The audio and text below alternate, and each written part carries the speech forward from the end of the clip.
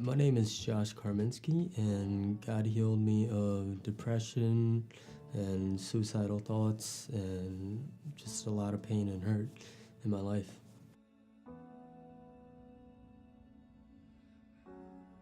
It all started with my biological parents.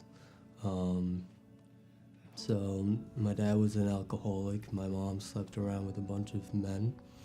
And it got to the point where my dad was so abusive that the Russian government had to take me away from that environment and had to shelter me from it.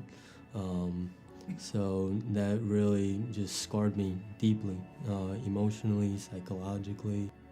Then I was put into an orphanage, and which wasn't much better. The caretakers were very hurtful, very abusive.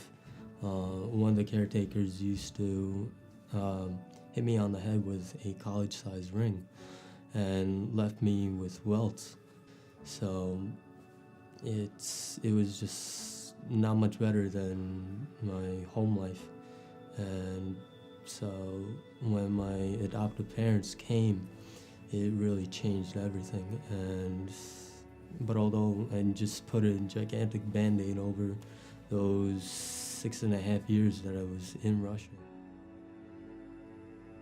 So fast forward to 2015, my life's been great. I've been homeschooled, I've been in a Christian home environment, I was going to church, really going through the motions of going to church, being in the building, and not really sitting in service. I just walked around because I couldn't sit in service without falling asleep.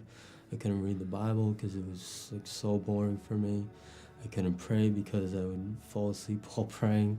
And all my friends, my family, the pastors would just tell me, like, hey, you should read the Bible, you should pray, you should worship, you should try this and all this stuff.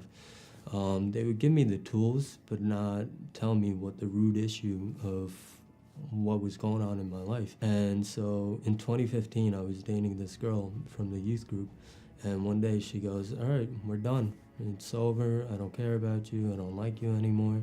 And something inside me really broke. And all those feelings from years ago as a kid just flooded back into my mind. The neglect, the being unloved, just filled my brain, and something just broke inside me, and I tried to kill myself for the first time in 2015.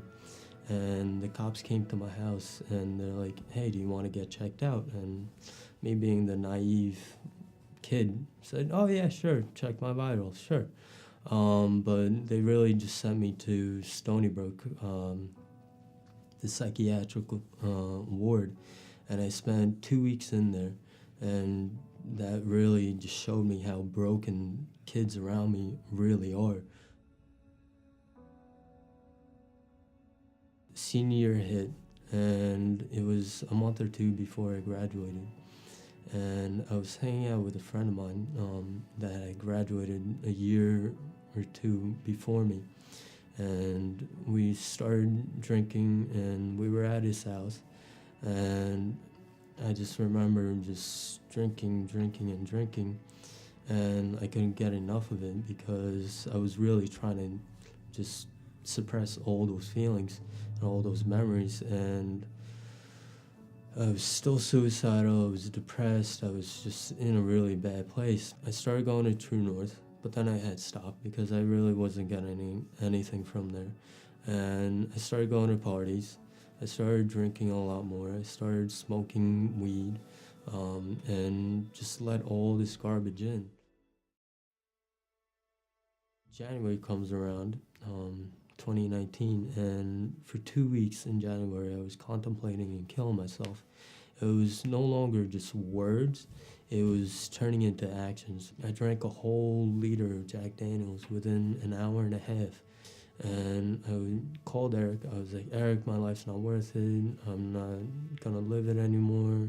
At this time, I'm just cursing out everyone that had ever come into my life to speak life and truth into me and tell me that my life is worth it. And I remember seeing myself in a cage, and around that cage were just walls with barbed wire and machine guns, and any time someone would ever come into my life to speak life into me, I would just gun them down right away. I would like tear them apart and tell them, you don't know anything about me, you don't care about me, you don't love me, you don't hang out with me, so why should you say anything to me? In that cage was me with 3 chains.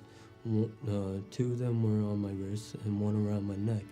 And in that cage, it was soundproof, so no matter how many times I would try and scream out what was going on mentally up in here, it just wouldn't come out because I would hear what people would say to me, but I just couldn't say what was actually going on because I'd be so ashamed, so afraid of what they would say or how they look at me.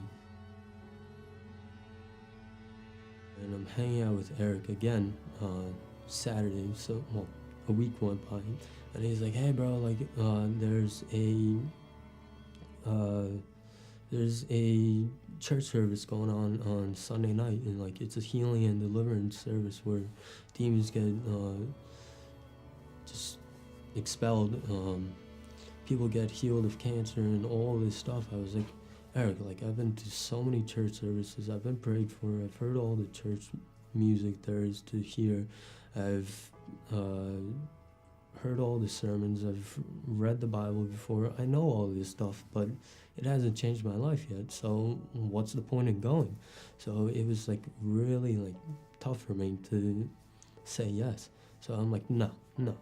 So Sunday comes around in the morning, I'm sitting up in service in the balcony. It's an hour and a half service, and at this time I'm sitting there struggling with myself and really grabbing the bottom of the pew, and because all I heard in my head was a demonic voice telling me to go kill yourself. Your life's not worth it. Nobody cares for you. Nobody's ever going to forgive you. You've got all this shame and condemnation on you. Your life's not worth it. And like I was battling myself for an hour and a half, and it took everything out of my upper body to yank myself down to that pew. And so at the end of this, it was like around 12:45. I texted Erica. I'm like, "All right, fine, let's go. Like, okay, something needs to change." I went from SUD to Revelation Church in Spittown, and so that night I was really focusing on what Pastor Cam was saying, and he goes, "Give me a line of 5 people at a time that need to get prayed over, that need to get healed and delivered of whatever." And at this point, Eric taps me on my knee. He goes, "Hey, like whenever you're ready, let's go. Let's get prayed over." And in my spirit, I was so desperate. I was so broken. Like I had no spiritual energy or internal energy anymore to crawl, to lift up a finger or anything. And so I was like, all right, fine. And once I had hit that line, I felt the demonic spirit just reach my heart, squeeze it, and then put a chain or rope around my throat. And it tugged so hard, and I was physically standing there in that line. I was grabbing out my own clothes, looking down. I was like, I can't take this thing off. And so I was like, all right, cool. Like, I guess I'm going to choke to death on this line. I'm waiting for these people to get prayed over. And so it's finally my turn. I'm still grabbing, and Pastor Cam just puts his hands around my neck. I don't know how he knew, I don't know. But once he did, this thing just fell off. The tightness isn't there anymore. And he started praying, and he's like, I don't know who he is, I don't know where he's from, I don't know what he's gone through, but I'm feeling the Holy Spirit inside of him. I was like, okay, like, this guy's nuts. I'm not walking with God right now. And I was like, this guy doesn't know what he's talking about. And then he goes, this kid had to humble himself. I was like, okay, like, yeah, I did have to humble myself. I didn't want to come here, but I am here. And so I started praying. The thoughts I was thinking were the words that were coming out. I was like, all right. So I just broke down in tears, And at that moment, I did a 180 to God and fell face flat before God. And at the same time, physically, I just went down like the wall of Jericho, backwards. I was like, oh, like I've never had this before. And I'm on the floor. I'm still hearing Pastor Cam talk and Eric talk, and he's like, who is this guy? Where is he from? Like, what's he gone through? And I was like, hey, whatever you said is exactly what he's going through. Like, this is crazy. When I physically get up, spiritually, I feel my head just being raised out of the water.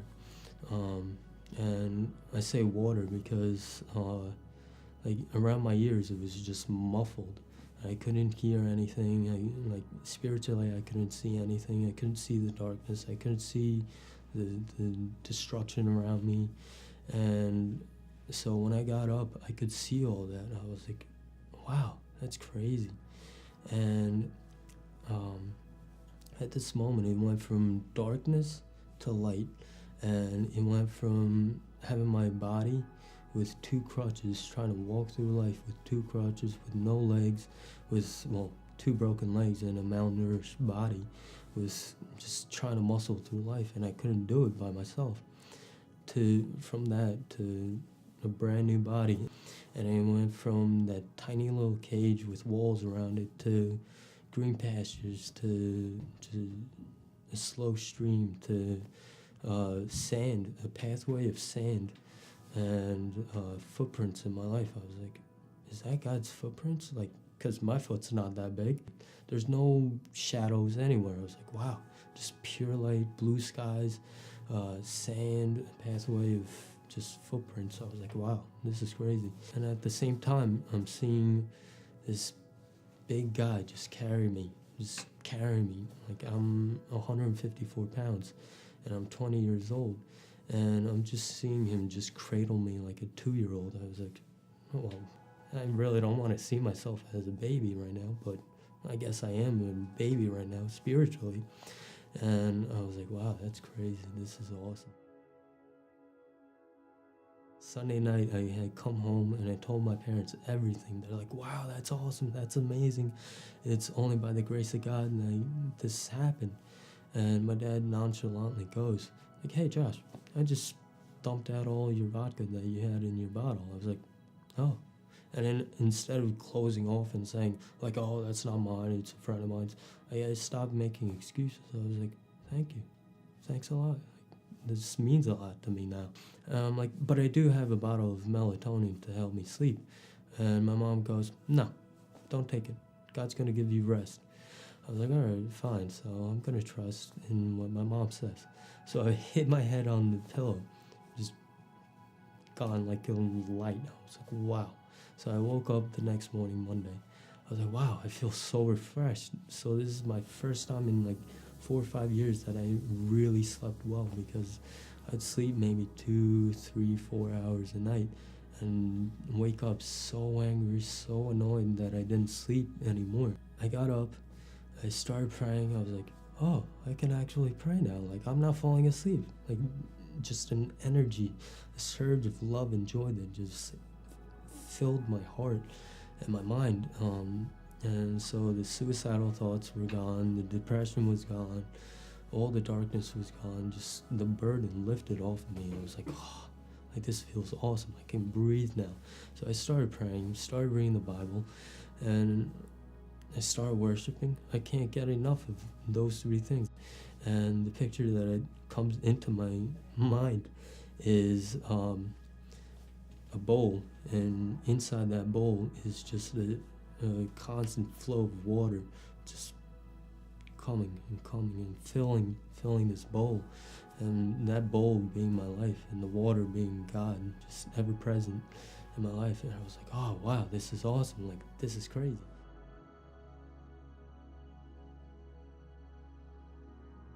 I'm just trying to glorify God through everything I say, everything I do, through my interactions with people. And I'm going on to DTS in June for backpacking, to really get away from my phone, from everything that's familiar, and I'm just so excited for what God's gonna do in my life. Honestly, what I would tell anyone that was in my position, I would tell them, I'm not gonna say read your Bible or pray or any of that stuff, because it really didn't help me. What I would say is, like, if you really, really are in that place of really surrendering and humbling yourself, like, go get prayed over. Come to Revelation Church on Sunday night. It's a healing and deliverance service. My life went from dark to light, from death to life, and I'm a brand new person now.